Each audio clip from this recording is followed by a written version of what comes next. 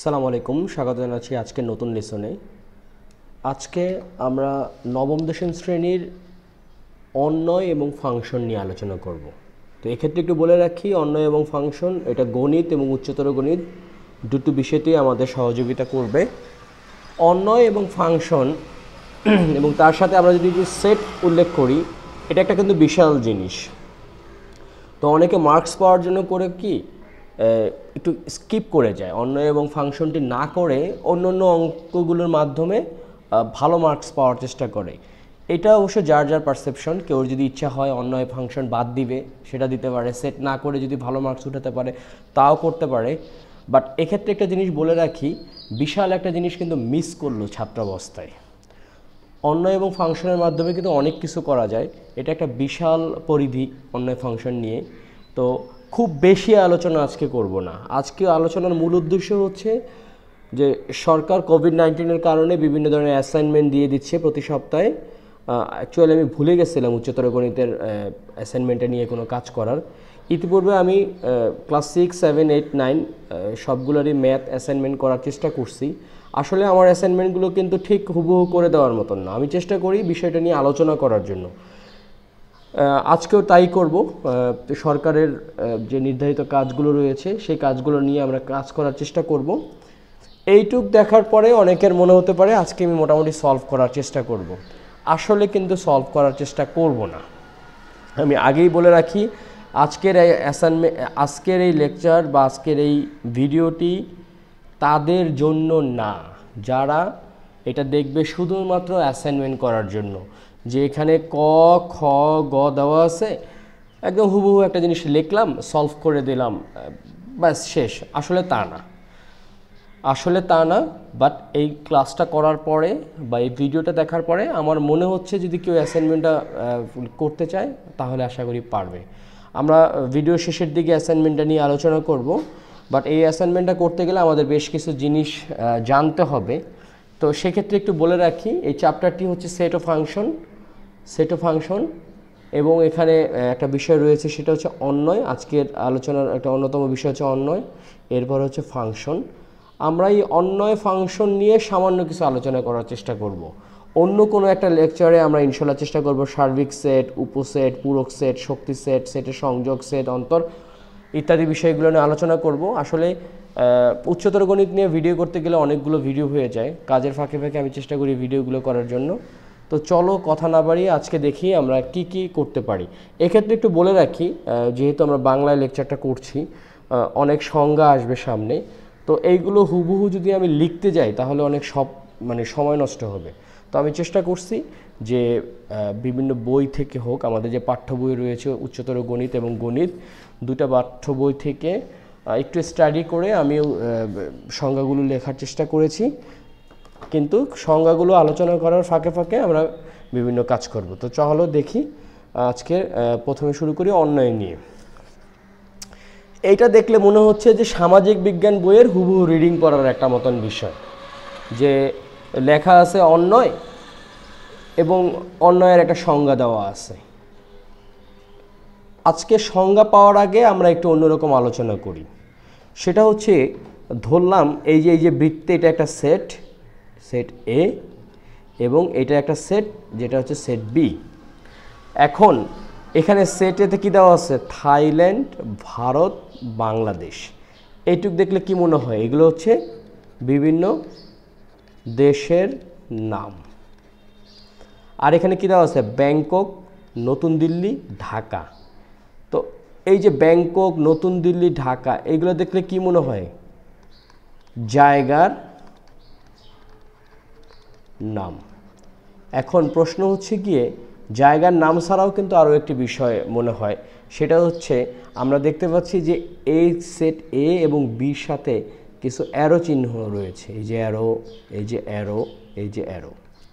তার মানে কি? থাইল্যান্ডের সাথে অ্যারো যুক্ত আছে ব্যাংকক, ভারতের সাথে আছে নতুন দিল্লি, বাংলাদেশের সাথে আছে ঢাকা। তার মানে কি? এগুলো হচ্ছে জায়গার নাম তথা রাজধানীর নাম।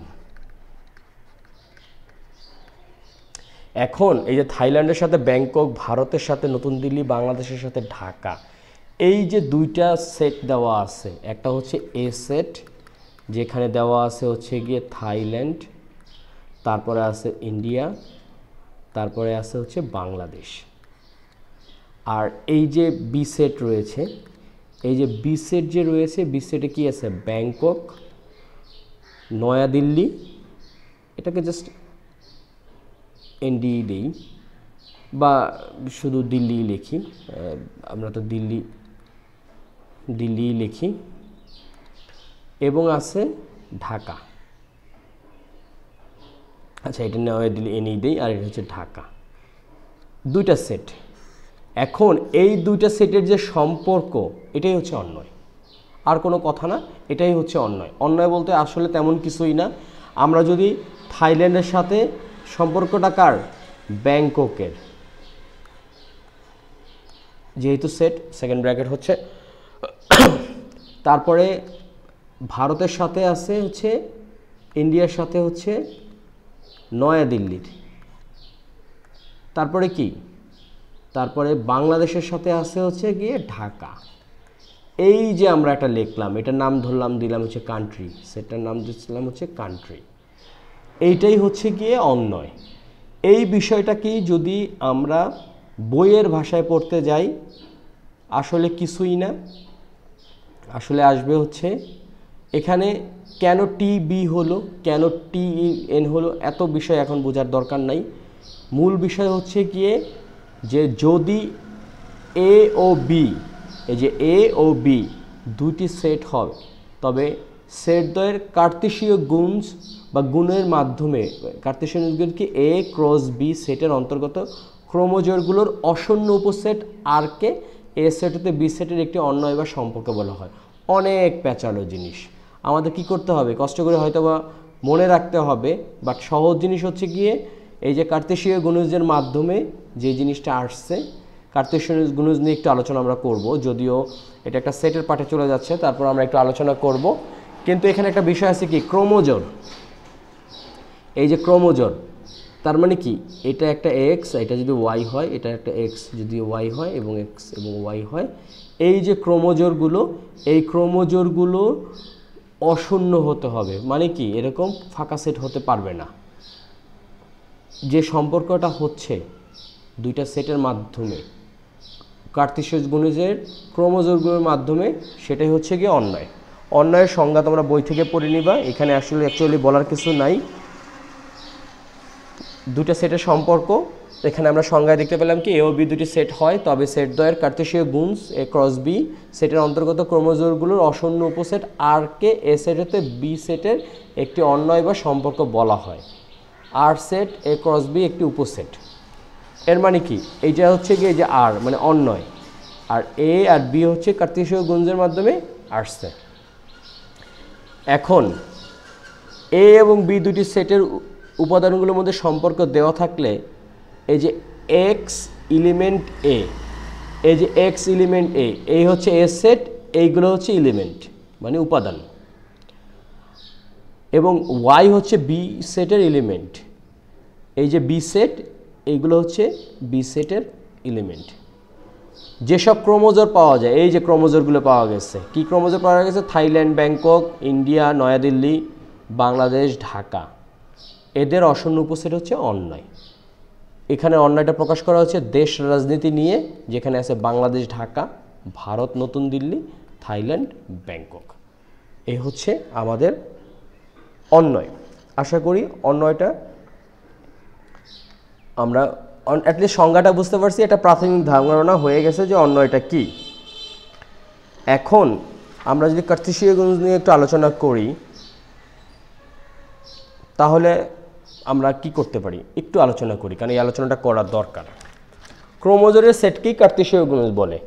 এখন এই যে এ একটা সংখ্যা দেওয়া আছে, এ একটা সেট দেওয়া আছে যেখানে এলিমেন্ট হচ্ছে 3 আর 5, বি একটা সেট দেওয়া আছে যেখানে এলিমেন্ট হচ্ছে 2 আর 5। এখন আমরা যদি এ ক্রস বি, এই ক্রস বি হচ্ছে গিয়ে কার্তেশীয় প্রতীক, এ ক্রস বি, তাহলে আমরা এখানে কি লিখতে পারি, আমরা লিখতে পারি হচ্ছে গিয়ে এইটা ক্রস এইটা।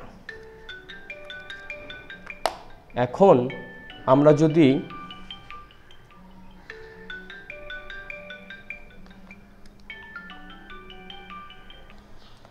চলো দেখি কার্তেশীয় গুণজটা কি।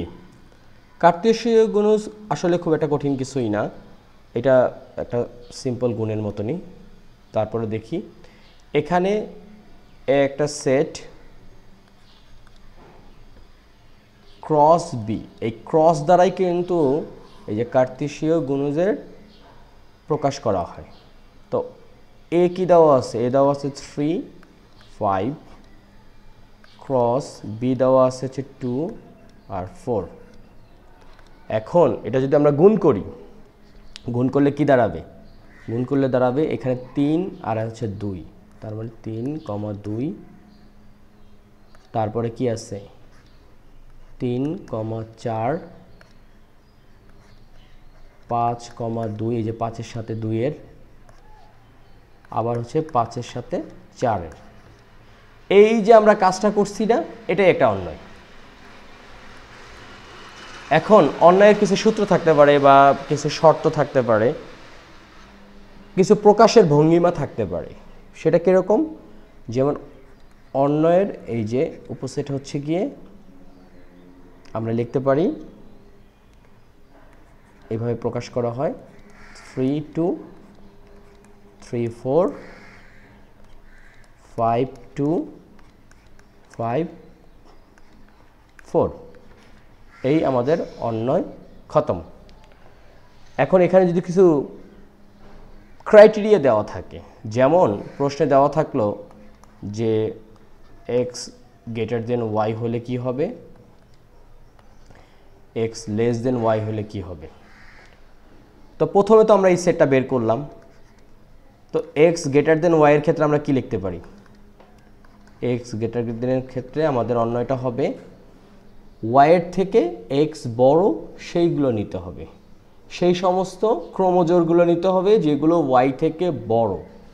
আমরা কার্তেশীয় গুণজ করলাম, যেখানে একটু সূত্র দেওয়া আছে বা একটা রুলস দেওয়া আছে অথবা একটা শর্ত দেওয়া আছে যে এমন কিছু ক্রোমোজোর বের করো যেগুলো হচ্ছে ওয়াই থেকে এক্স বড়।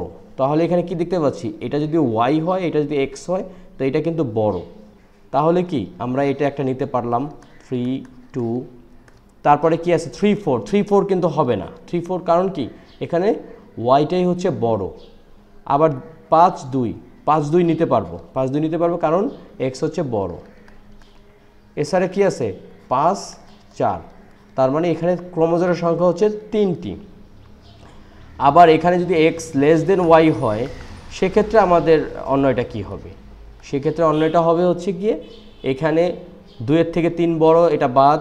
আবার এখানে 4 থেকে কিন্তু 3 ছোট, এখানে চাইছি কি ওয়াইটা হতে হবে এক্সের থেকে বড়, তখন এটা আবার নিতে হবে। তার মানে ক্রোমোজোম হচ্ছে এইটা 3 4। এছাড়া এগুলো একটাও হবে না, কারণ এগুলো সবগুলোতেই হচ্ছে এক্স বড়। তো আশা করি কার্তেশীয় গুণজ তোমরা বুঝতে পারছো।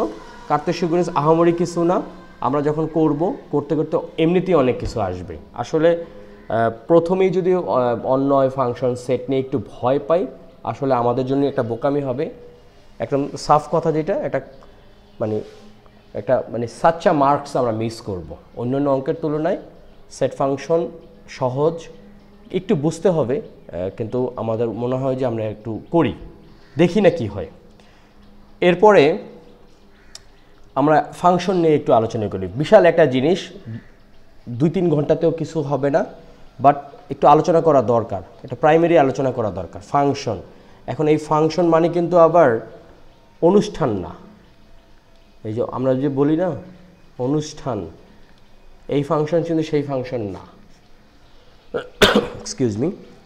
এটাও কিন্তু সেই সেটের ব্যাপার। অন্যতে আমরা যেরকম দেখছি যে ক্রোমোজোমের মাধ্যমে করতে হচ্ছে, এখানেও কিন্তু সেটের ব্যাপার। সেট থাকবে, 2টা সেট থাকবে, 2টা সেটের মধ্যে সম্পর্ক থাকবে, সেই সম্পর্কের উপর বেস করে আমাদেরকে কি করতে হবে, আমাদেরকে ফাংশন নির্ণয় করতে হবে। এখন আমরা যদি ফাংশনটা করি, ফাংশনের সংজ্ঞাটা দেখি, তাহলে আমরা কি দেখতে পাই, এখানে লিখছি কি এক্স ও ওয়াই সেট হয় কোনো নিয়মের অধীনে, এখানে কিন্তু একটা বিশাল শব্দ লেখা আছে, কোনো নিয়মের অধীনে এক্স সেটের প্রত্যেক উপাদানের সঙ্গে ওয়াই সেটের একটি এবং কেবল একটি উপাদানকে সংশ্লিষ্ট করা হয়, তবে ওই নিয়মকে এক্স থেকে ওয়াই এর বর্ণিত ফাংশন বলা হয়। এখন আমরা যদি একটুখানি এটা একটু আঁকাআঁকি করা দরকার, একটু আঁকাআঁকি করা দরকার এই কারণে, কারণ না হলে আমাদের জন্য একটু প্রবলেম হবে। আমরা ধরলাম এই যে একটা, আমার আঁকা অবশ্য সুন্দর হয় না, এ এখানে কি আছে, এক্স আছে, ওয়াই আছে, আর কি আছে, জেড আছে। আবার এখানে কি আছে, এটা একটা বি, এখানে কি আছে, 1 আছে, 2 আছে, 3 আছে।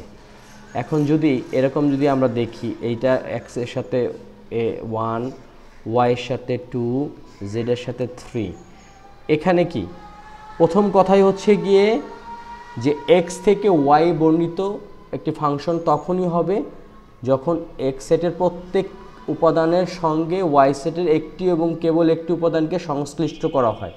এর মানে কি, এখানে এই যে এক্স সেট মানে যে এ সেট যেটা আছে, এটার প্রত্যেকটা উপাদান কিন্তু এখানের সাথে সংযুক্ত হয়েছে, তার মানে কি এটা একটা ফাংশন। এখন যদি এরকম হইতো, আমি একটু দেখাই যে এক্স ওয়াই জেড, এখন সাপোজ এখানে 5 6 7, এই এক্সের সাথে 5 মিলল, ওয়াইয়ের সাথে 5 মিলল, জেড কে ওর সাথে মিলল না, তাহলে এটা কি ফাংশন? It's not function. তার মানে ফাংশন হতে হলে কী করতে হবে, এই যে প্রথম যে সেটটা রয়েছে এই সেটটার প্রত্যেকটা উপাদান করতে হবে কি পরের উপাদানের সাথে মিল থাকতে হবে, তাহলেই এটা একটা ফাংশন হবে। যেমন এখানে কি হবে, এক্সের সাথে 1, ওয়াইয়ের সাথে 2, জেডের সাথে 3, তাহলে এটা কি হবে, ফাংশন হবে। এটা কিন্তু আমাদের মনে রাখতে হবে যে মানে যেখানেই থাকি না কেন আমাদের মূল বিষয় হইতেছে গিয়ে ফাংশন হতে হবে হচ্ছে গিয়ে মানে প্রথম সেটটা হইতে হবে অভিন্ন, মানে এটা মানে একইবার দ্বিতীয়বার আসতে পারবে না।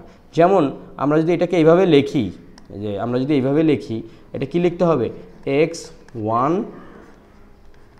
y2 z3, তাহলে কিন্তু ফাংশন। এখন যদি এরকম লিখতাম আমরা যে x হচ্ছে গিয়ে 1 কিন্তু এখানে z কে ওর সাথে মিলল না, তাহলে কিন্তু আর ফাংশন হবে না। মানে x1 আবার y হচ্ছে 6 বাট z হচ্ছে ফাঁকা, সেক্ষেত্রে কিন্তু এটা ফাঁকা হবে না। এর মানে কি এইটার সাথেও সম্পর্ক থাকতে হবে, এটা কিন্তু আমাদেরকে বুঝতে হবে। আমাদের প্রথম বোঝাটাই হচ্ছে গিয়ে যে প্রথম যে সেটটা রয়েছে সেই সেটটার সাথে পরবর্তী সেটের সম্পর্ক থাকতে হবে। হ্যাঁ, এরকম হতে পারে, আমি একটু বলে রাখি, এই যে এক্স ইকুয়ালস, আমি যদি আবার আর একটা আঁকি, সাপোজ এ বি সি আর এখানে আছে 1 2 3, এখন A1 হতে পারে, B1 হতে পারে, C3 হতে পারে, এখানে একটা ফাঁকা, ইটস ডাজেন্ট ম্যাটার, এই ফাঁকাটা doesn't matter, A1 B1 C3, হ্যাঁ এ বি সি তিনটাই কিন্তু কোনো না কোনোভাবে দ্বিতীয় সেটের সাথে সম্পর্কিত হয়েছে, এইটাই হচ্ছে গিয়ে ফাংশন। আশা করি বিষয়টা আমরা বুঝতে পারছি। ফাংশন নিয়ে আরও অনেক কথা হবে, ফাংশন নিয়ে অনেক আলোচনা হবে, ফাংশন খুব গুরুত্বপূর্ণ একটা বিষয়। চলো দেখি পরবর্তী ধাপগুলো আমাদেরকে কী কী আছে। এরপর হচ্ছে ডোমেন। এগুলো কিছু গতানুগতিক জিনিস তোমাদেরকে জানা প্রয়োজন। যেমন হচ্ছে গিয়ে এর সাথে বি এর যদি ক্রোমোজোমের সম্পর্ক হয়, প্রথম উপাদান সমূহের সেটকে এফ এর ডোমেন বলে। প্রথম উপাদানের সম্পর্ককে এফ এর কি বলে, ডোমেন বলে। এর মানে কি, যদি এটা এ বি সি হয়, এটা 1 2 3 হয়, এই যে এ বি সি যে সেটটা আছে এটা হচ্ছে ডোমেন। বুঝতে পারছো, এটা হচ্ছে কি ডোমেন। আর এই যে দ্বিতীয় পার্টে যেটা আছে, মানে এটা যদি ডোমেন হয়, এ যদি এখানের সদস্যগুলো যদি ডোমেন হয়, তো এই যে বির যে সদস্যগুলো আছে এটা হচ্ছে কোডোমেন। বি এর সকল উপাদান সমূহের সেটকে বলা হয় কি, এফ এর কোডোমেন বলা হয়। এটা কিন্তু খুবই গুরুত্বপূর্ণ একটা বিষয় যে ডোমেন কি, কোডোমেন কি। আবারও আমি বলি, এই যে আমি যদি একটু আলোচনা করি, এই যে এখানে যে আমরা বিভিন্ন জিনিস আঁকলাম, এখানে কি দেখছি আমরা, এখানে দেখছি কি, এই যে এক্স ওয়াই জেড, এটা হচ্ছে ডোম বা ডোমেন, আর এটা হচ্ছে কি কোডোমেন। এখন প্রশ্ন হচ্ছে রেঞ্জ কি, এই যে আমরা একটা দেখলাম রেঞ্জ। এখন দেখো এই যে এ বি সি 1 2 3 ফাংশনের সূত্র অনুযায়ী কী হবে, প্রত্যেকটা সদস্যের সাথে মানে প্রথম সেটের সাথে প্রত্যেকটার একটা সম্পর্ক থাকতে হবে। তাহলে এটা হচ্ছে গিয়ে ফাংশন, এটা হচ্ছে গিয়ে ডোম, এটা হচ্ছে কোডোমেন। আর রেঞ্জ কি হবে, আমরা যদি আরেকটা জিনিস আঁকি 1 2 3 আর এখানে যদি আঁকি এ বি সি, তাহলে এ বি সির ক্ষেত্রে এখানে 1 মিললো, এই 2 আবার এর সাথে মিললো, 3 আবার বি এর সাথে মিললো, তাহলে এখানে কি হবে 1 2 3, এই যে 1 2 3 এটা হচ্ছে ডোমেন। এ বি সি এটা হচ্ছে কি কোডোমেন। এখন আমরা খেয়াল করি এর সাথে কি মিশছে 1, বি এর সাথে কি মিশছে 3, তার মানে কি এখানে সি এর সাথে কিন্তু কিছু হয় নাই। এর মানে কি এটার এই যে কোডোমেনের যে এলিমেন্টগুলো আছে, এই যে কোডোমেনের যে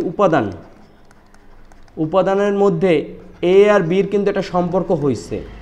এই যে সম্পর্ক হয়েছে কিন্তু সি এর কোনো সম্পর্ক হয় নাই, তাহলে সি রেঞ্জের আওতায় পড়বে না। রেঞ্জ হচ্ছে এ আর বি, এ বি হচ্ছে গিয়ে এখানে রেঞ্জ। তাহলে যদি এখানে কি লেখে, বি এর যেসব উপাদান এর উপাদান সমূহের ছবি পাওয়া যায়, জাস্ট একটা ইমেজ যখন পাওয়া যায় সেটাই হচ্ছে গিয়ে রেঞ্জ। আশা করি তোমরা এটা বুঝতে পারছো। এখন আমরা দেখব হচ্ছে ফাংশনের প্রকারভেদ। ফাংশনের প্রকারভেদগুলো নিয়ে আমাদের একটু আলোচনা করা দরকার। এটা আসলে খুব একটা কঠিন না, কিন্তু খুবই গুরুত্বপূর্ণ। ফাংশনের প্রকারভেদ আলোচনা করার আগে একটা জিনিস বলে রাখি যে পৃথিবীটা অনেক বিশাল। এখানে আমরা যদি চাই অনেক জায়গা থেকে অনেক কিছু সংগ্রহ করতে হবে বা সংগ্রহ করতে পারবো, বাট একটা বিষয় আমাদের মনে রাখতে হবে যে পাঠ্য বই হচ্ছে গিয়ে সবার আগে প্রথম প্রায়োরিটি।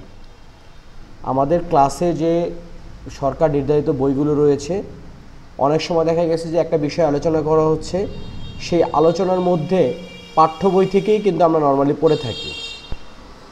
এমন অনেক বিষয় আছে যেগুলো আমরা অন্য জায়গা থেকে সংগ্রহ করতে পারি, বাট আমরা প্রথম প্রায়োরিটি দেব হচ্ছে পাঠ্য বই। এবং অনেকাংশে পাঠ্য বই বাদে কিন্তু আমাদের শেখা ভালো, বাট অনেক ক্ষেত্রে পাঠ্য বইটাকে অ্যাভয়েড করে নতুন কিছু সংযোজন করাটা ঠিক না। হয়তোবা ঠিক, হয়তোবা উত্তরটা সঠিক, বাট অনেক ক্ষেত্রে আমাদেরকে ফলো করতে হবে পাঠ্য বই, কারণ নাহলে বিভ্রান্তির সৃষ্টি হতে পারে।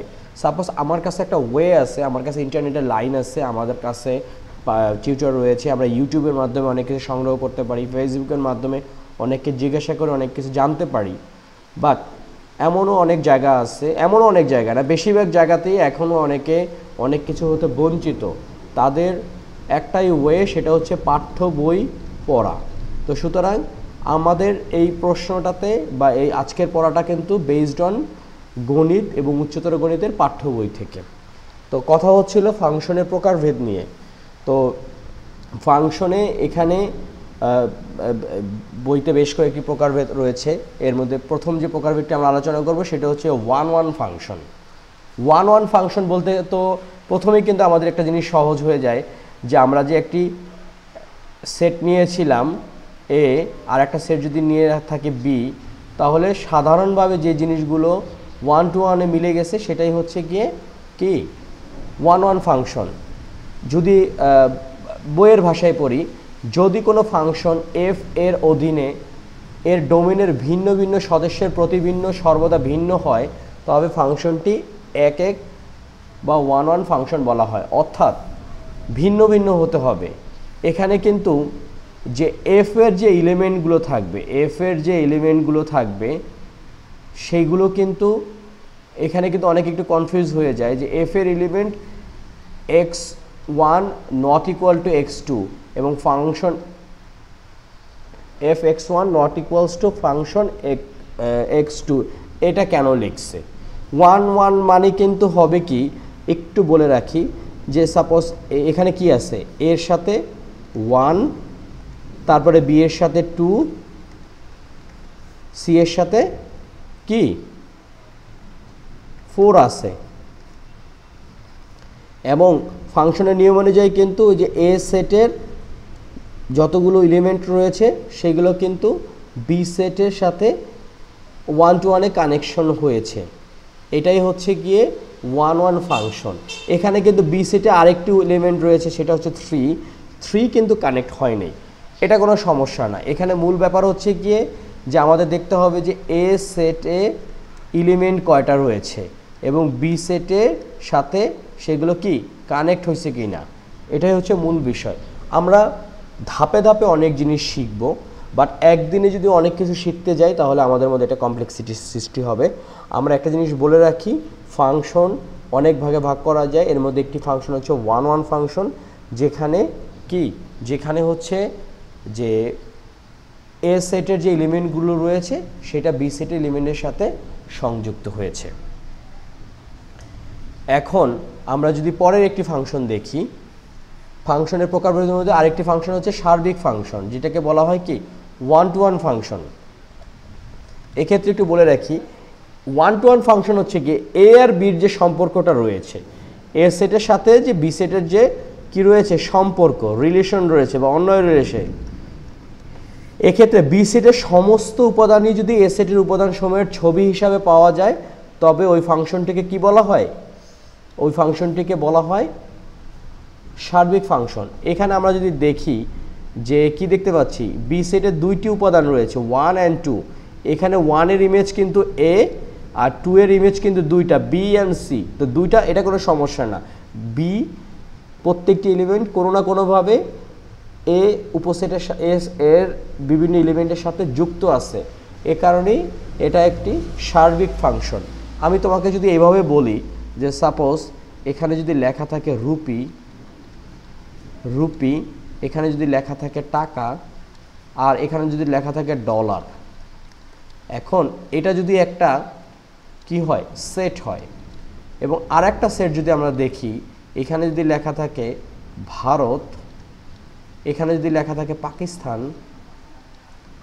এখানে যদি লেখা থাকে রাশিয়া এবং এখানে লেখা যদি থাকে ইউএসএ এখন দেখি এই যে ভারতের মুদ্রা কি আমরা জানি রুপি ওকে পাকিস্তানেরও মুদ্রা কি রুপি তারপরে কি রাশিয়ার মুদ্রা কি এখানে নাই কোনো সমস্যা নাই আবার এখানে ইউএস এর মুদ্রা কি ডলার এখন এইটুক যদি আমরা লিখি এটা কিন্তু সার্বিক ফাংশন হবে না কারণ হচ্ছে এখানে এই যে রাশিয়ার মুদ্রার সাথে কোনো মিল নেই এটা যেমন সার্বিক ফাংশন হবে না আবার ইন্টারেস্টিং ব্যাপার এটা কিন্তু কোনো ফাংশনই না কারণ ফাংশনের নিয়ম অনুযায়ী আমরা কি জানি এ সেটের প্রত্যেকটি উপাদানের সাথে বি সেটের উপাদানগুলো যুক্ত থাকবে এখানে টাকার সাথে কিন্তু কোনো মিল নাই এখন এইটাকে যদি আমরা প্রথম নাম্বার হচ্ছে কি আমাদের কি করতে হবে ফাংশনে পরিণত করতে হবে 2 নাম্বার দেখতে হবে এটা কি সার্বিক না 1-to-1 তাহলে যদি আমরা একটু সুন্দর করে লিখি যদি এইভাবে লিখি রুপি তারপরে যদি লিখি টাকা এবং তারপরে যদি লিখি ডলার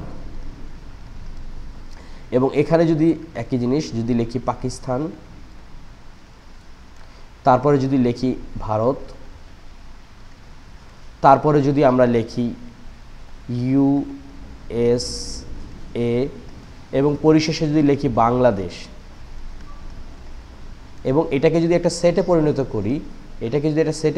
করি তাহলে আমরা কি দেখতে পাই আমরা দেখতে পাই যে রুপির সাথে পাকিস্তানের একটা সম্পর্ক রয়েছে ভারতের সাথে রুপির একটি সম্পর্ক রয়েছে টাকার সাথে বাংলাদেশের একটি সম্পর্ক রয়েছে এবং ডলারের সাথে ইউএস এর একটি সম্পর্ক রয়েছে তাহলে 1 নাম্বার এটি একটি ফাংশন এটি একটি ফাংশন এবং এটি একটি সার্বিক ফাংশন।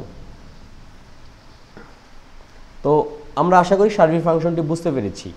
এরকমও কিন্তু হতে পারে যে সাপোজ এ বি সি আর এখানে আছে 1 2, এই এ 1 এর সাথে এই 2 এর সাথে 1, এর সাথে 1, বি এর সাথে 2, আবার সি হলো 2 এর সাথে। এখন এখানে কি দেখা যাচ্ছে, ফাংশনের নিয়ম অনুযায়ী এ কিন্তু দুটি সেটের সাথে যুক্ত হয়েছে, যে বির যে সেটটি রয়েছে সেটটির যে দুটি এলিমেন্ট রয়েছে 1 and 2, এ 1 এর সাথে যুক্ত আছে, বি 2 এর সাথে যুক্ত আছে, সি 2 এর সাথে যুক্ত আছে। এর মানে কি 1 নাম্বার এটি একটি ফাংশন। সবার আগে বলে রাখি, প্রথমে আমাদের দেখতে হবে জিনিসটা ফাংশন কি না, 2 নাম্বার আমাদের দেখতে হবে এটা কোন ফাংশনের আন্ডার পড়েছে। এখন এক্সকিউজ মি,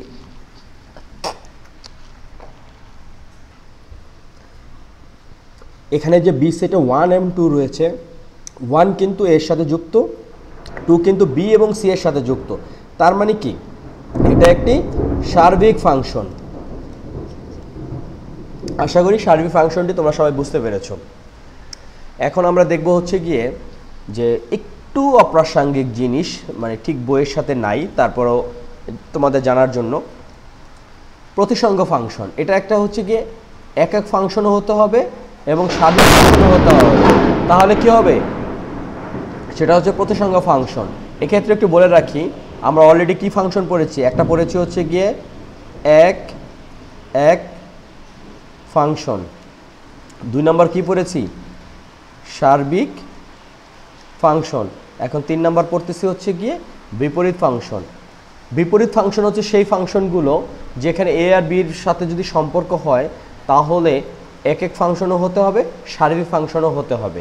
যেমন এই যে এর সাথে কি 2 কানেক্ট হয়েছে, বি এর সাথে কি 1 কানেক্ট হয়েছে, সি এর সাথে কি 3 কানেক্ট হয়েছে। তার মানে কি এ একভাবে একটার সাথে কানেক্ট হয়েছে, সুতরাং এটা একটি এক ফাংশন। আবার আমরা কি দেখতে পাচ্ছি, যে সার্বিক সেটের অনুযায়ী কি বি সেট যদি এ সেটের সাথে যুক্ত থাকে প্রতিটি উপসেট, তাহলে এটা একটা কি হবে, সার্বিক সেট হবে। তো এখানে বির এলিমেন্টগুলো কি আছে 1 2 3, এখানে 1 কিসের সাথে কানেক্ট আছে, বি এর সাথে আছে, 2 কিসের সাথে কানেক্ট আছে, এর সাথে কানেক্ট আছে, 3 কিসের সাথে কানেক্ট আছে, সি এর সাথে কানেক্ট আছে। সুতরাং এটা কি, এটা একটা সার্বিক ফাংশনও। তাহলে আমরা কি বলতে পারি যে বিপরীত ফাংশন হচ্ছে সেই সকল ফাংশন যেখানে এর যে এলিমেন্টগুলো থাকবে এবং বি এর যে এলিমেন্টগুলো থাকবে সবগুলোর সাথে সবগুলো সংযোগ থাকবে। আশা করি বিষয়টি আমরা বুঝতে পেরেছি। আমরা যদি আরেকটু ক্লিয়ার করি, সাপোজ আমরা যদি সার্বিক সেটের ক্ষেত্রে একটু দেখি, এখানে 2 নাম্বারটা কি, এটা কিন্তু একটা সার্বিক সেট কিন্তু একক ফাংশন নয়। কারণ কি, কারণ হচ্ছে বি আর সি এর প্রতিবিম্ব কিন্তু 2। একটু খেয়াল করি, একটু জিনিস আমি স্কিপ করে গেছিলাম।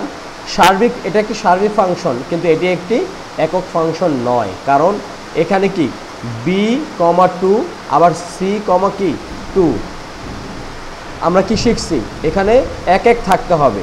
এটা যদি এখানে একটা 3 থাকতো আর সি যদি এইভাবে হইতো তাহলে এটা একটি একক ফাংশন হতো।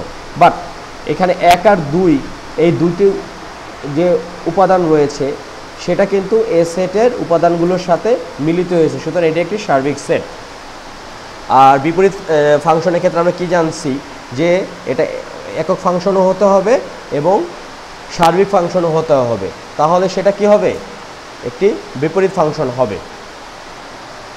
এখন আমরা কি করতে পারি, এখন আমরা তোমাদের যে কাঙ্ক্ষিত বিষয়টি রয়েছে সেটা হচ্ছে যে এই যে আমাদের অ্যাসাইনমেন্টটা রয়েছে, এই যে অ্যাসাইনমেন্টটা রয়েছে, অ্যাসাইনমেন্টটা নিয়ে একটু আমরা আলোচনা করতে পারি। আমরা আশা করি ইতিমধ্যে তোমরা অন্বয় নিয়ে বুঝে গেছো। অন্বয় মানে হচ্ছে দুটি রিলেশন, যেমন এখানে একটি সন্তান এবং মা। সন্তানের সাথে কি আছে, যেমন এক্স সন্তানের মা হচ্ছে এ, ওয়াই সন্তানের মা হচ্ছে বি, জেড সন্তানের মা হচ্ছে কি বি, এবং এখানে সি মায়ের কোনো সন্তানের জিনিসটা নেই। এখন প্রশ্নটা হচ্ছে কি, বর্ণিত অন্যটি ফাংশন হলে তা কী ধরনের ফাংশন যুক্তিসহ উল্লেখ করো। এখন এই বিষয়টা যদি আমরা একটু আলোচনা করি, চলো একটু খোলামেলাভাবে আলোচনা করি। এখানে আমরা কি দেখতে পাচ্ছি, আমরা দেখতে পাচ্ছি যে অন্বয় এবং ফাংশনের নিয়ম অনুযায়ী, অন্বয় এবং ফাংশনের নিয়ম অনুযায়ী অন্বয়ের ফাংশনের নিয়ম অনুযায়ী আমরা দেখতে পাই, যদি এই চিত্রটা খেয়াল করি, অ্যাসাইনমেন্টের চিত্রটাকে আমি একটু স্প্লিট করে নিয়েছি। এখানে যে এক্স সন্তানের যে সেটটা রয়েছে, যেখানে রয়েছে এক্স ওয়াই জেড, এবং মায়ের যে সেটটা রয়েছে সেখানে রয়েছে হচ্ছে তার এলিমেন্টগুলো হচ্ছে এ বি সি। এখন প্রথম কথা হচ্ছে গিয়ে অন্যটি ফাংশন হলে তা কী ধরনের ফাংশন সেটা যুক্তিসহ দেখাও। এক নম্বর হচ্ছে এটা একটা অন্যয়, কারণ এখানে একটু সম্পর্ক বোঝানো হয়েছে। সম্পর্কটা যদি আমরা ক্রোমোজোম অনুসারে দেখি তাহলে কি দাঁড়াচ্ছে, আমরা যদি সম্পর্কটা দেখি এই যে এরকমভাবে যদি দেখি, যে রিলেশনটা যদি দেখি তাহলে কি দাঁড়াচ্ছে, এক্স কমা এ এটা একটা ক্রোমোজোম, তারপর হচ্ছে ওয়াই বি এটা একটা ক্রোমোজোম, আর হচ্ছে গিয়ে জেড বি এটা একটা ক্রোমোজোম। এখন এটা দেখে কোনো চিন্তিত হওয়ার কিছু নাই যে ওয়াই বি সম্পর্ক আছে এবং জেড বি সম্পর্ক আছে, সম্পর্ক থাকতেই পারে, কিন্তু তখনই ফাংশন হবে যখন এখানে কি একটা উপাদানই রয়েছে এক্স ওয়াই জেড। এখানে কিন্তু এরকম হয় নাই যে এক্স এক্স বা ওয়াই ওয়াই, এটা কিন্তু হয় নাই। এটা যেহেতু হয় নাই তাহলে আমরা কি বলতে পারি, বর্ণিত অন্যটি ফাংশন হলে তা কী ধরনের ফাংশন, এখানে লিখতে পারি ক নম্বরে আমরা কি দেখতে পাই, যে বর্ণিত অন্যটি একটি কি ফাংশন। এটার প্রথম পার্ট আমাদের শেষ। দ্বিতীয় পার্ট হচ্ছে যে যদি ফাংশন হয় তাহলে কি ধরনের ফাংশন। ফাংশন তো হলো আমরা বুঝতেই পারলাম যে এক্স ওয়াই জেড এই যে সেটটা রয়েছে এ সেট, এটা প্রত্যেকটি উপাদান কি আছে, বি সেটের সাথে যুক্ত আছে। এখন কি ধরনের ফাংশন, আমরা কি কি ফাংশন পড়ছি, একটা ফাংশন পড়ছি হচ্ছে গিয়ে এক ফাংশন, দুই পড়েছি হচ্ছে গিয়ে সার্বিক ফাংশন, তিন নাম্বার পড়ছি হচ্ছে গিয়ে বিপরীত ফাংশন।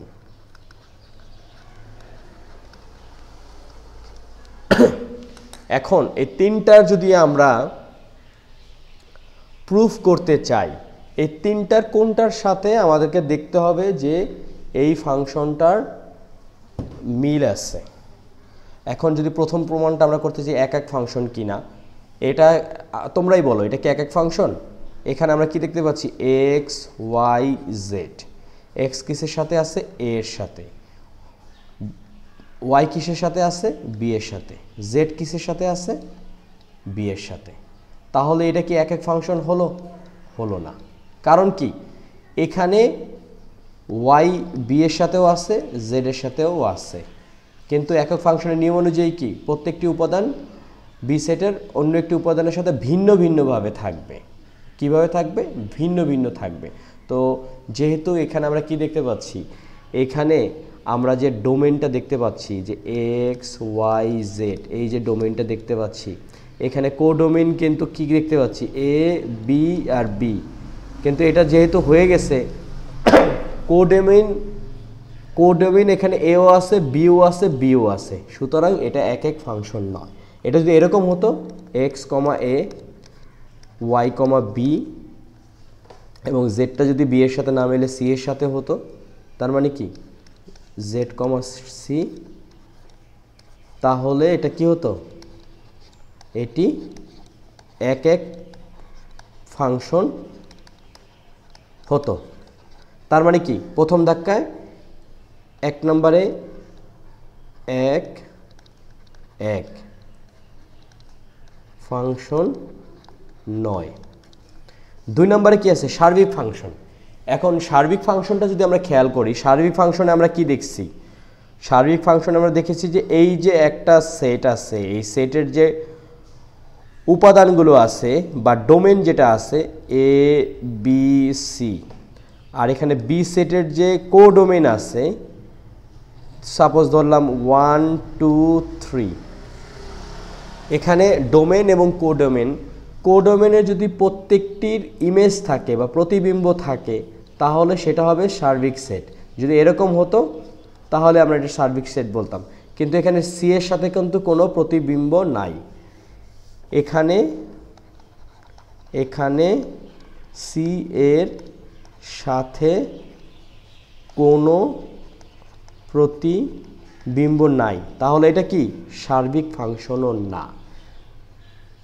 বাস, এর মানে কি এটা একটা ফাংশন, এই অন্যটি একটি ফাংশন, বাট পাঠ্য বইতে যে আমাদের ডেফিনিশনগুলো আছে এক এক ফাংশন এবং সার্বিক ফাংশনের, সেই অনুযায়ী এটা কিন্তু মিট করছে না। তার মানে কি এটা না একক ফাংশন না সার্বিক ফাংশন। আর যেহেতু একক ফাংশন না বা সার্বিক ফাংশন না, তাহলে তো বিপরীত ফাংশন হওয়ার প্রশ্নই ওঠে না, কারণ বিপরীত ফাংশন হচ্ছে সেই সমস্ত ফাংশন যেগুলোতে একক ফাংশন এবং সার্বিক ফাংশন দুটোই হবে। তাহলে কি আমরা অ্যাসাইনমেন্টের যে প্রথম পার্টটা আছে যে বর্ণিত অন্য একটি ফাংশন হলে তা কী ধরনের ফাংশন, যুক্তি সহ দেখাও। বর্ণিত যে ফাংশনটি রয়েছে, বর্ণিত অন্যটি একটি ফাংশন, এটা ঠিক আছে। বর্ণিত অন্যটি একটি ফাংশন, এটি একটি ফাংশন, ইটস ওকে, বাট এটা একক ফাংশনও না বা সার্বিক ফাংশনও না, যেটা প্রমাণ করা হয়েছে। এখন প্রমাণ করতে হলে তো আমাদের কিছু একটা লিখতে হবে। এখন তোমাদের কাছে কি মনে হয়, অ্যাসাইনমেন্টটা কি আমি লেখার ব্যাপারে সহায়তা করব, নাকি তুমি যেটুকু বুঝতে পারছো সেটা হলেই চলবে? আচ্ছা চলো আমরা লিখি। আমরা যদি লিখি,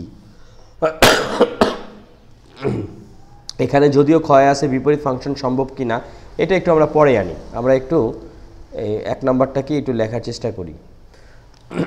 এক নাম্বারটি লেখার চেষ্টা করি যে অ্যাসাইনমেন্টে যদি লিখতে হয় তাহলে আমরা কিভাবে লিখব, একটু ক্লিয়ার করে নিই। আচ্ছা, একটা ক্লিয়ার না করে আমি বেটার হচ্ছে কি একটা ওয়ার্কশিট তৈরি করে নিই। জাস্ট এক সেকেন্ডের ব্যাপার। আমরা যেহেতু অঙ্কটা করতেছি, সুতরাং আমরা একটু ভালোভাবে করি। আমাদের একটা জিনিস কিন্তু বুঝতে হবে যে এখানে আসলে প্রশ্নতে চাইছে কি। প্রশ্নতে চাইছে হচ্ছে গিয়ে যে এটা ফাংশন কিনা, অন্য একটি ফাংশন কিনা, আর যদি ফাংশন হয়ে থাকে তাহলে এটা কি ধরনের ফাংশন। তো আমরা অ্যাটলিস্ট এইটুকু প্রমাণ করে ফেলছি যে এটা না কি বলে এটাকে, এটা ফাংশন, কিন্তু এটা এক এক ফাংশন বা সার্বিক ফাংশন নয়। আমাদের কমপ্লিট হয়ে গেছে। চলো আমরা এই বিষয়টাকে ফ্রেশ করে লিখি। এখানে তো আমরা মোটামুটি বোঝার চেষ্টা করছি যে বর্ণিত অন্য একটি ফাংশন হলে তা কী ধরনের ফাংশন, যুক্তি সহ উল্লেখ করো। যুক্তি কিন্তু আমাদের দেখা হয়ে গেছে, যুক্তিটা দেখা হয়ে গেছে। এখন আমাদেরকে একটু ফ্রেশ করে লেখার জন্য আমরা যদি এভাবে লিখি,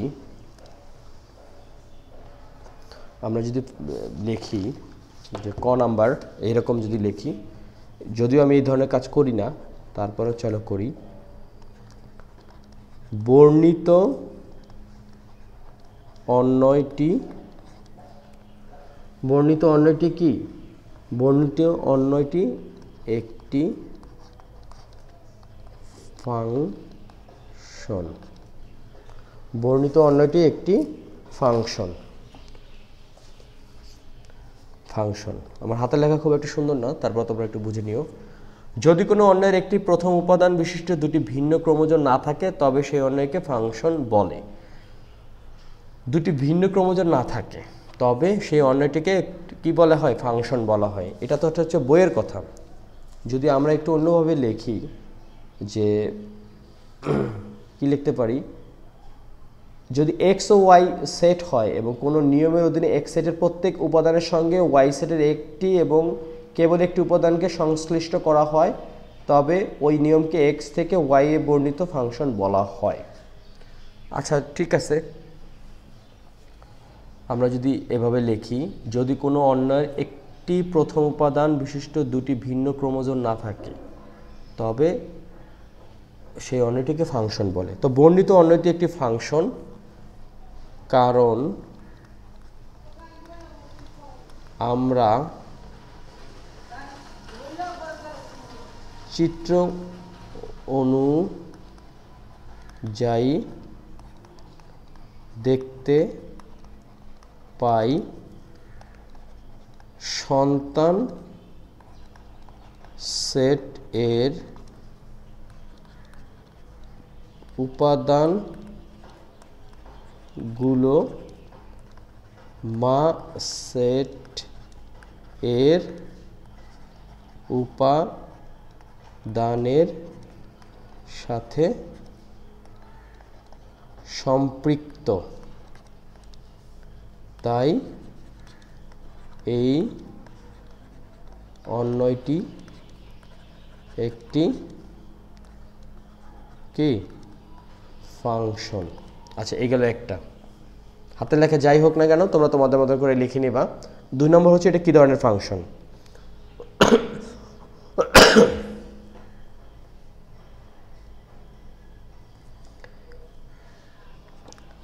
আমরা জানি যদি কোনো ফাংশনে f এর অধীনে এর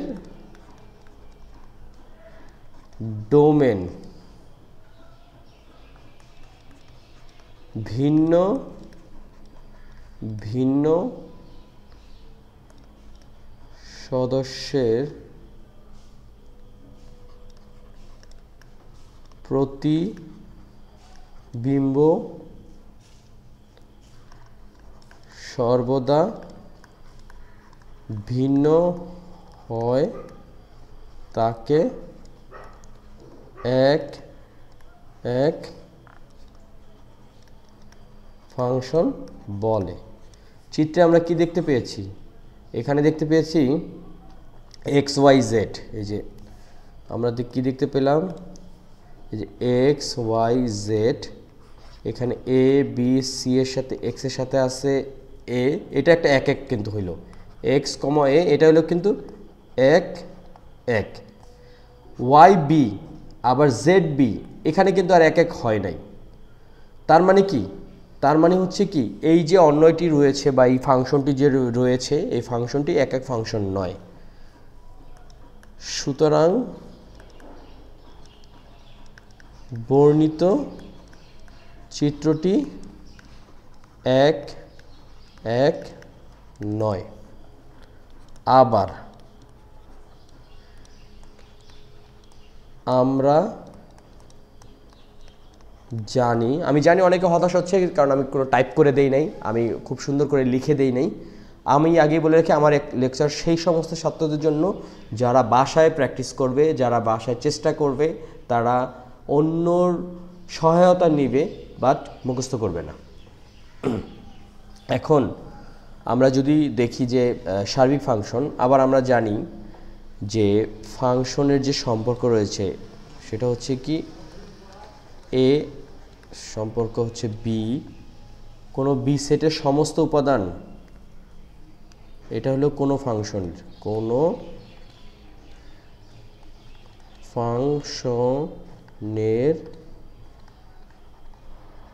সমস্ত উপাদান যদি এ সেট এর সাথে, এ সেটের উপাদানের সাথে যদি ছবি হিসাবে পাওয়া যায় বা ইমেজ হিসাবে পাওয়া যায় বা প্রতিবিম্ব পাওয়া যায়, তাকে সার্বিক সেট কি বলে। তাহলে আমরা কি দেখতে পাইছি এখানে, এই যে এর সাথে এক্স এর একটা সম্পর্ক আছে, বি এর সাথে ওয়াই এর সম্পর্ক আছে, বাট সি এর সাথে কোনো সম্পর্ক নাই। এখানে সি উপাদানের কোনো প্রতিবিম্ব নাই। সুতরাং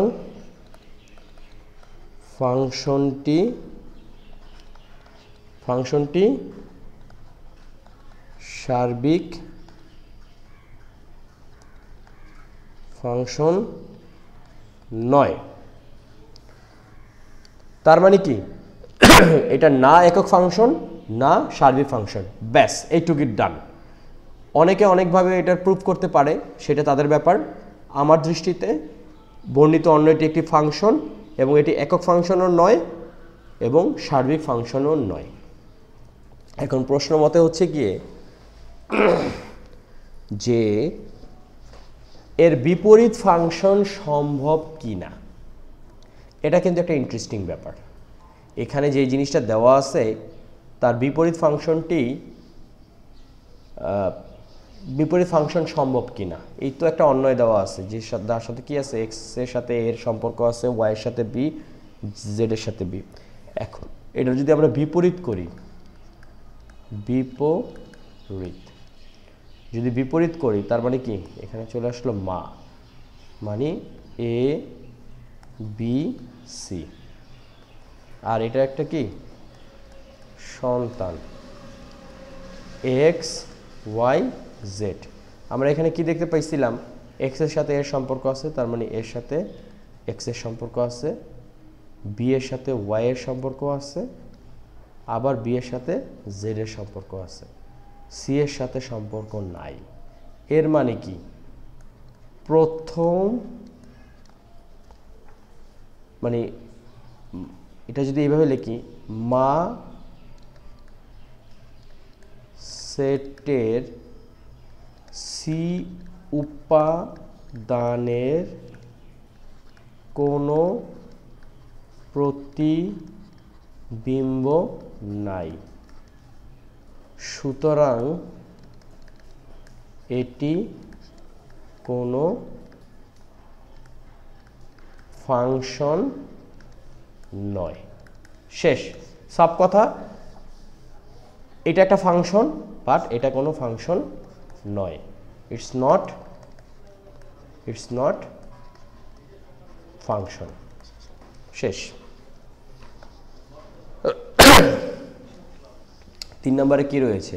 3 নম্বরে রয়েছে যে বি এর ক্ষেত্রে x নট ইকুয়াল টু 3 এর জন্য ফাংশনটি একক এবং সার্বিক কিনা তার যুক্তি দিয়ে নিজস্ব মতামত স্থাপন করো। তো এখানে কি আছে, একটা ফাংশন দেওয়া আছে, যেখানে ফাংশনটিকে আমাদেরকে দেখাতে হবে কি এটা কি একক কিনা বা সার্বিক কিনা। একক হতে হলে কি হতে হবে, একক হতে হলে আমাদের কি করতে হবে, যদি এটা একটা সেট হয় এবং এটা একটা যদি সেট হয় তাহলে এই সেটের সাথে এককভাবে সম্পর্ক থাকতে হবে। তার মানে যদি এটা যদি x1 হয় আর এটা যদি 2 হয় তাহলে কি হতে হবে, x1 ইকুয়ালস টু x2। এটা যদি a হয়, এটা যদি b হয়, তার মানে কি হতে হবে, a equals to b। Suppose এই যে সেটটা রয়েছে, এই যে একটা ফাংশন রয়েছে, এই ফাংশনটাকে আমাদের কি করতে হবে, প্রমাণ করতে হবে যে এটা একক ফাংশন অথবা এবং সার্বিক ফাংশন কিনা এটাও প্রমাণ করতে হবে। তাহলে আমরা কি জানি, ফাংশন একক হবে যদি এবং কেবল যদি x1 x2 এর উপাদান কি হবে, ডোম f এর জন্য। এর মানে কি, x1 এর উপাদান x2 এর উপাদানের সাথে কি থাকতে হবে, সম্পর্ক থাকতে হবে।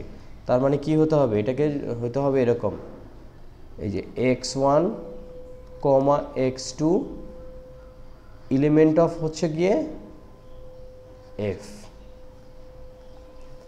অত কিছু দরকার নাই, আমরা যদি জাস্ট যে জিনিসটা করব, আমাদেরকে বাম পক্ষ আর ডান পক্ষ একই হতে হবে, তাহলে আমরা বুঝতে পারবো এক এক ফাংশন। কারণ আমরা কি জানি, এইভাবে যদি থাকে, এখানে যদি 1 2 3 থাকে আর এখানে a b c থাকে, এর সাথে 1 এর সাথে a, 2 এর সাথে b, 3 এর সাথে c, তার মানে কি একটার সাথে আরেকটার সরাসরি সম্পর্ক আছে, সেটাই হচ্ছে গিয়ে 1 2 1। তাহলে চলো আমরা অঙ্কটি করি।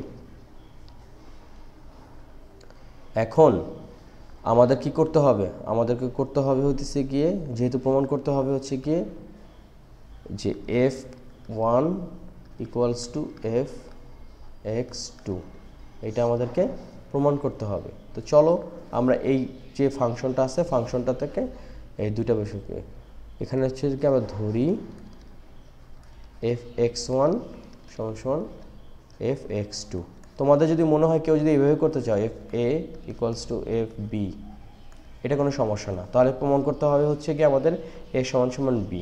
যেভাবেই করো, তুমি যদি লিখতে চাও যে এফ হচ্ছে গিয়ে এ হচ্ছে মুম্বাই ইন্ডিয়ান্স আর এখানে হচ্ছে গিয়ে রয়্যাল চ্যালেঞ্জার্স বেঙ্গালুরু, তাহলে প্রমাণ করতে হবে Mumbai Indians equals to royal Challengers Bengaluru. তো চলো আমরা কথা না বাড়িয়ে এটা ছোটোখাটো একটা অঙ্ক করে ফেলি। এখন এই যে এফ এক্সের জায়গায় কী করতে হবে, এক্সের জায়গায় এক্স ওয়ান করতে হবে। তাহলে 3x1 প্লাস 5 আর এখানে হচ্ছে গিয়ে x1 মাইনাস 3 আর এখানে কি করতে হবে 3 এক্সকিউজ মি 3x2 প্লাস 5 আর হচ্ছে x2 মাইনাস 3 বা এখন এটাকে যদি আমরা একটা সিম্পল আর্গুন করে ফেলি তাহলে কি দাঁড়াচ্ছে 3x1 প্লাস 5 আর এখানে হচ্ছে x2 মাইনাস 3 সমান হচ্ছে গিয়ে একই জিনিস 3x2 প্লাস 5 আর এখানে হচ্ছে x1 মাইনাস 3। এটা তো গেল। এরপরে আমরা ওখানে যা লিখছিলাম একটু দেখে নিই। এখানে কি লিখেছিলাম আর গুণ করার পরে তার মানে হচ্ছে 3x1 প্লাস 5 আর ওখানে হচ্ছে 3x2 প্লাস 5। ওকে, এখন আমরা কি লিখতে পারি, বা আমরা যদি লাস্ট পিসটা লাইনটা একটু আমরা আবার লিখি আমাদের বোঝার সুবিধার্থে 3x1 প্লাস 5 আর এখানে হচ্ছে x2 মাইনাস 3 সমান হচ্ছে কি 3x2 প্লাস 5 আর এখানে হচ্ছে x2 মাইনাস 3। এখন এখানে যদি আমরা একটু গুণ করি তাহলে কি দাঁড়াচ্ছে 3x1 x2 মাইনাস 9x1 আর এখানে আসতেছে হচ্ছে 5x2 মাইনাস হচ্ছে 15। এখানেও একই জিনিসই আসবে, শুধুমাত্র সংখ্যাগুলো একটু পরিবর্তন করে। এখানে হচ্ছে 1। কোনো ভুল থাকলে একটু কমেন্টসে জানিয়ে দিও, সংশোধন করে নিব। এখানে আসতেছে কি 3x2 x1 মাইনাস 3x2 আর এখানে আসতেছে 5x1 আচ্ছা মাইনাস 15।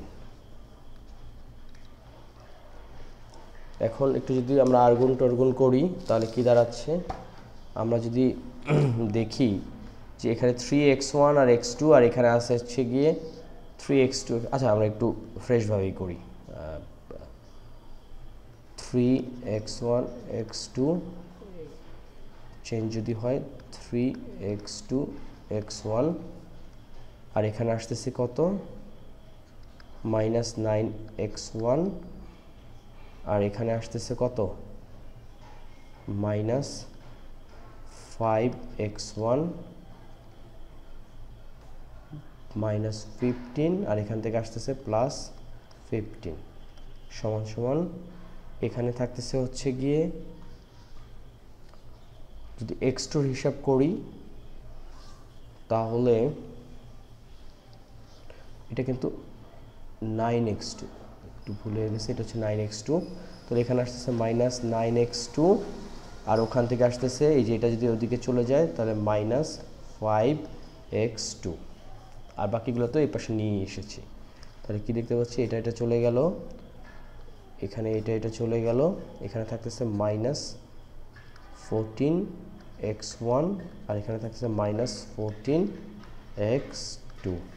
উভয় পক্ষকে যদি মাইনাস 14 দ্বারা ডিভাইড করি তাহলে আসতেছে কত x1 সমান x2। এর মানে ফাংশনটি একটি এক ফাংশন। এখন আমাদের প্রমাণ করতে হবে কি, এখন আমাদের প্রমাণ করতে হবে যে ফাংশনটি সার্বিক কিনা। সার্বিক ফাংশনটি প্রমাণ করতে হলে আমাদের কি করতে হবে, আমাদেরকে আরেকটা ম্যাথ করতে হবে। চলো ম্যাথটা করি। তাহলে আমাদের সার্বিক প্রমাণ করতে হলে ছোটখাটো আরেকটা ম্যাথ শুরু করছি।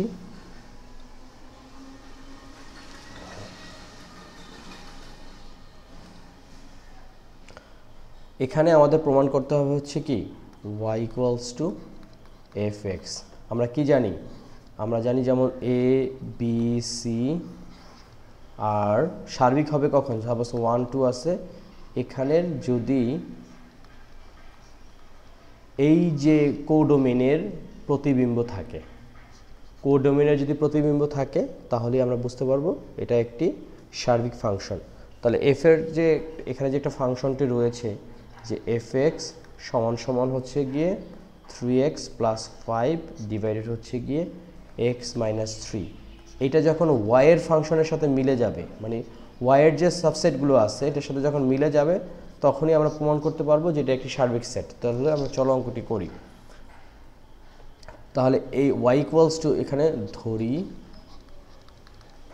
y = হচ্ছে গিয়ে ফাংশন অফ x। তাহলে y যদি থাকে আর এখানে আমরা যদি লিখি 3x + 5 আর নিচে হচ্ছে x - 3, তাহলে কি দাঁড়াচ্ছে? এখানে যদি আমরা একটু আর্গুন করি তাহলে xy - 3y সমান হচ্ছে কি 3x + 5, তাই তো? যদি তাই হয় তাহলে আমরা যদি একটু গুছিয়ে লিখি কি লিখতে পারি যে xy - 3x সমান 3y + 5, বা x সমান x কে যদি কমন নেই তাহলে কি দাঁড়াচ্ছে y - 3 সমান হচ্ছে 3y + 5। সুতরাং x সমান হচ্ছে গিয়ে 3y + 5 ডিভাইডেড হচ্ছে y - 3। এই যে জিনিসটা আছে, মোদ্দা কথা হচ্ছে গিয়ে যে আমরা আসলে কি কাজটা করছি, এই যে এখানে যে আছে এটার জায়গাতে y বসাই দিচ্ছি। তাহলে কি দাঁড়াচ্ছিল 3y + 5 আর y - 3। এখন এইটা তো এখন x এটা হয়ে গেল। আমাদের কি করতে হবে? y = যদি fx বানাতে হবে, সুতরাং y এর মানটা যা আছে সেটা ফাংশন অফ x এ বসানো হয়েছে। এখন যেটা আসছে সেটাকে কি করতে হবে? এই যে ফাংশন অফ x এ বসাতে হবে। তাহলে এখন x হচ্ছে কি, আগে x ছিল হচ্ছে গিয়ে এই যে 3x + 5 আর হচ্ছে x - 3, আর এখন কি, এখন হবে হচ্ছে কি আমরা যদি f of 3y + 5 আর নিচে হচ্ছে গিয়ে y - 3, এটাকে আমরা কি করব? এটাকে আমরা করব কি ওই যে হিসাবটা আছে, কোন হিসাবটা? যেটা হচ্ছে গিয়ে 3x + 5 ডিভাইডেড x - 3, ওই জায়গাটাতে বসায় ফেলবো। কোথায় বসাবো? x এর জায়গাতে। এই যে এখানে যে আছে এই যে 3 আর এখানে হচ্ছে গিয়ে x এর জায়গাতে বসবে হচ্ছে গিয়ে 3y + 5 ডিভাইড হচ্ছে y - 3 প্লাস কি 5। আবার নিচে আছে কি x - 3, তো x কত? x এর জায়গায় হচ্ছে 3y + 5 y - 3 - 3। এইটুক তো বুঝতে পারছো। এখন আমরা কি করব? একটু সেই ক্লাস 7 8 একটু অঙ্ক করি। এই ক্লাস 9 10 এসব সেই টাইমের অঙ্ক অনেকের করতে ইচ্ছা করে না, অনেকে চায় জটিল অঙ্ক করবে কিন্তু এই সহজ হিসাবগুলো করবে না। যাই হোক, 3 3 9y আর 3 5 হচ্ছে 15, আর এটা হচ্ছে y - 3 প্লাস হচ্ছে 5। বা আমরা একটা কাজ করতে পারি, আমরা যেহেতু ওখানে গুণটা করছি, এটা যেহেতু লসাগুই যাচ্ছে, আমরা এক কাজ করি, এক ধাক্কা লসাগু করে ফেলি, সময়ও বাঁচবে কাজও বাঁচবে। এখানে তাহলে কি আসতেছে? y - 3 হচ্ছে লসাগু, তো 9y + 15, আর এখানে আসতেছে প্লাস 5y - 15 গেল। আর এখানে কি আসতেছে? 3y + 5 নিচে হচ্ছে y - 3 আর এখানে আছে -3y আর হচ্ছে +9, তাই তো? এটা যদি হয়, এখন আমরা নিচে কি করতে পারি? এখানে যদি একটু সাজায় লিখি তাহলে কি দাঁড়াচ্ছে 9y আর 5y, এটা মানে হচ্ছে গিয়ে 14y, এখানে 15 আর 15 কাটা, আর নিচে আসতেছে লসাগু y - 3। গুণ যদি করি তাহলে উপরে হর চলে যাবে লব হিসাবে গেল, আর এখানে 3y আর 3y কাটা কি থাকতেছে 14। যদি তাই থাকে তাহলে কি এখানে y - 3 y - 3 কাটা 14 কাটা থাকতেছে কি y। তার মানে কি y সমান সমান এই যে y = fx যদি হয় এবং পুরো মানটা কিন্তু আবার ঘুরে ফিরে সেই y চলে আসছে, এর মানে কি fx সমান সমান y। এটি একটি সার্বিক ফাংশন। আমাদের কাজ কিন্তু কমপ্লিট। এখন আমরা পুরো বিষয়টাকে যদি একটু রিভিউ দেই, একদম আমরা প্রথম এসে চলে যাই যেটা অ্যাসাইনমেন্টের পার্ট ছিল। হ্যাঁ, এখানে কি ছিল, এখানে যদি প্রথমে যদি আমরা একটা হিসাব করি যে কি ছিল, আসলে আমাদের কিন্তু কাজ কমপ্লিট। প্রথমে ছিল যে এই যে একটি অন্যয় দেওয়া আছে এটা একটা ফাংশন কিনা, হ্যাঁ এটা একটা ফাংশন, এটা একটা ফাংশন। 2 নম্বর এটা কি ধরনের ফাংশন, এটা না এক এক না সার্বিক। 2 নম্বর হচ্ছে বিপরীত ফাংশন সম্ভব কিনা, না বিপরীত ফাংশন সম্ভব না। এর কারণ কি আমরা দেখছি যে যখনই বিপরীত ফাংশন হিসাবে দেওয়া হবে তখন কিন্তু এটা ফাংশনের যে নিয়ম অনুযায়ী সেই ক্রাইটেরিয়া কিন্তু ফুলফিল করছে না। এটা হচ্ছে গিয়ে মানে সিম্পল কথা। আমরা যদি আবার সেইখানে চলে যাই যে বিপরীত ফাংশন কি না, আমরা কিন্তু অনেক কাজ করেছি আজকে। বিপরীত ফাংশন কি না, এখানে কি ছিল যে এ বি সি, এই যে এ বি সি ছিল, এখানে সির সাথে কিন্তু কোনো সম্পর্ক নাই, তার মানে কি এটা বিপরীত ফাংশন হতে পারে না। এই যে সিটা যখন এই পাশে চলে আসবে তখন সি এর সাথে কিন্তু কোনো সম্পর্ক নাই, তার মানে এটা বিপরীত ফাংশন না। প্রথমে আমরা প্রমাণ করলাম এটা ফাংশন কি না, yes this is function. What kinds of function this one, it's neither one or সার্বিক। এরপরে হচ্ছে বিপরীত ফাংশন সম্ভব কি না, না এটা বিপরীত ফাংশন সম্ভব না, কারণ ফাংশনের নিয়ম অনুযায়ী প্রত্যেকটি কি হবে, প্রত্যেকটি যে এই উপাদানগুলো রয়েছে এই সেটের অপর সেটের সাথে সম্পর্ক থাকবে। এখানে যখন বিপরীত করা হবে তখন সি সেটটি কি এই যে সন্তান উপসেটের সাথে সন্তানের এলিমেন্টদের সাথে কোনো ধরনের প্রতিবিম্ব নাই, সুতরাং এটা বিপরীত ফাংশন হওয়া সম্ভব নয়। 3 নম্বরে আমরা করছি কি একটা অঙ্ক করছি যেখানে আমরা প্রুফ করছি যে ফাংশনটি এক এক এবং সার্বিক কিনা তা যুক্তি দিয়ে উপস্থাপন করো। হ্যাঁ, আমরা এক এক প্রমাণ করতে পারছি, কারণ এক এক হওয়ার নিয়ম হচ্ছে গিয়ে x1 = x2 হতে হবে, যেটা আমরা পারছি। আর 2 নম্বর হইতেছে গিয়ে যে সার্বিক কিনা সেখানে y = fx, যেটাও আমরা করেছি। সুতরাং আমাদের অ্যাসাইনমেন্টটা ডান। আমরা এখন যেই অ্যাসাইনমেন্টটা যখন করব তখন আমাদের কি কি কাজ করতে হবে, আমরা একটা যদি এই ধরনের একটা সামারি করি। 1 নম্বর হচ্ছে গিয়ে যে আমাদেরকে উচিত হবে বই থেকে অন্যয় সংজ্ঞা লেখা। প্রশ্ন যখন থাকবে যে অ্যাসাইনমেন্ট বা নির্ধারিত কাজ, সেখানে আমাদের 1 নম্বর কাজ হবে হলো অন্যয়ের সংজ্ঞা লেখা। 2 নম্বর কাজ হবে হচ্ছে গিয়ে ফাংশনের সংজ্ঞা লেখা। 3 নম্বর কাজ হবে হচ্ছে গিয়ে প্রুফ করা, একটা একটা করে ডাইরেক্ট না লেখা যেটা অমুক ফাংশন, প্রুফ করা হচ্ছে গিয়ে কি কি ফাংশন আছে এক এক এবং সার্বিক, যে এক এক ফাংশনের সংজ্ঞা আমরা বইতে পাবো, সার্বিকের সংজ্ঞা আমরা বইতে পাবো। এবং ইতিমধ্যে কিন্তু আমরা বড় ধরনের আলোচনা করছি, যেটাও আমরা বুঝতে পারছি যে এক এক এবং সার্বিক দুটার একটাও এই দুটা সেট না। আমরা লিখবো এটা কোনো ফাংশন না, হইতেই পারে, অনেক সময় হয় না অবজেক্টিভ থাকে এ বি সি না কোনোটাই না, তো এটা কোনোটাই না গেল একটা। আর 3 নম্বর হচ্ছে গিয়ে আমরা ফাংশনটি এক এক কিনা যে মানে ম্যাথমেটিক্যাল যে ম্যাটারটা রয়েছে সেটা আমরা সলভ করছি, প্লাস হচ্ছে গিয়ে আমরা সার্বিক কিনা সেটার জন্য ছোটোখাটো একটা অঙ্ক করছি। এই তো শেষ। তো আজকে এই পর্যন্ত। তোমাদের যদি কোনো কমেন্টস থাকে, কোনো কিছু বলার থাকে, আমি একটু আমার কাছে অবশ্য ভালো লাগে না এই জিনিসটা বলতে যে এটা আমার একটা চ্যানেল বা একটা পেজ, আমি সময়ের ফাঁকে ফাঁকে করি।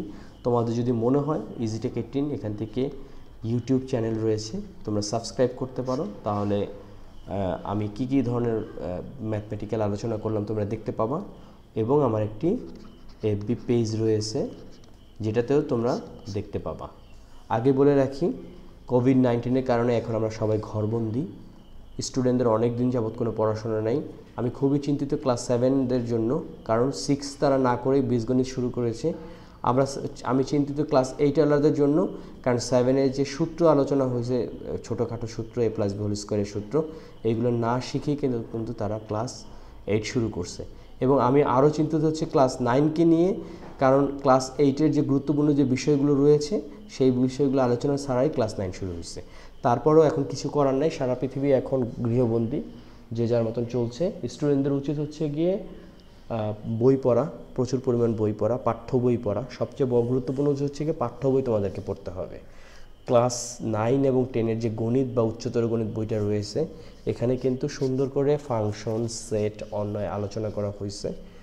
একটা জিনিস মনে রাখবো, পাঠ্য বইয়ের উপরে কিন্তু কোনো কিছুই নাই। সবার প্রথমে তোমাকে করতে হবে কি, পাঠ্য বই আলোচনা করতে হবে, পাঠ্য বই পড়তে হবে। তোমরা গ্রুপ স্টাডি করতে পারো, জুমের মাধ্যমে এখন অনেকে টিচাররা ক্লাস নিচ্ছে, তোমরা জুমের মাধ্যমে কিন্তু নিজেদের মধ্যে আলোচনা করতে পারো। এখন অনেকেই ক্রিকেট বা ফুটবল বা বিভিন্ন জিনিস নিয়ে ব্যস্ত থাকতেছে, এটা খুবই ভালো যে এখন বিভিন্ন সময় কাটাচ্ছ। বাট একটা রিকোয়েস্ট, প্লিজ তোমরা মোবাইলে গেমস নিয়ে ব্যস্ত থেকো না। এই গেমস তোমাকে কিছুই দিবে না, বাট তোমরা এমনভাবে পড়াশোনা করো যাতে ভবিষ্যতে গেমস বানাতে পারো। একটা জিনিস খেয়াল রাখবা, যে গেমস বানাতে পারে সে কিন্তু গেমস খেলে না। তোমাদের গেমস দিয়ে দিছে, তোমরা করবে কি সারাদিন গেমস খেলবা, টাকা ইনকাম করবে কিন্তু প্রোগ্রামাররা। তো তোমরা যদি ভালো প্রোগ্রামার হতে চাও, ভালো কিছু করতে চাও, ম্যাথ খুব গুরুত্বপূর্ণ একটা জিনিস। তোমাদেরকে এই যে বিভিন্ন যে চিত্রদায়ক যে গাণিতিক সমস্যাগুলি রয়েছে, এগুলো তোমাদেরকে শিখতে হবে। তো অনেক উপদেশ দিলাম, অনেকে উপদেশ পছন্দ করে না, বিশেষ করে আমি নিজেও উপদেশ পছন্দ করতাম না। আসলে উপদেশের থেকে উদাহরণ ভালো। তো তোমরা দেখবা যারা পরিশ্রম বেশি করছে তারাই সাকসেস হয়েছে, আর সাকসেস না হলেও পরিশ্রম করতে তো দোষ নেই। তো আজকে এই পর্যন্তই। তোমাদের কোনো সমস্যা থাকলে বা কোনো কিছু জানার থাকলে আমাকে নক করতে পারো, আমি চেষ্টা করব বিষয়গুলো নিয়ে আলোচনা করার জন্য। তো আজকে এই পর্যন্তই, আল্লাহ হাফেজ।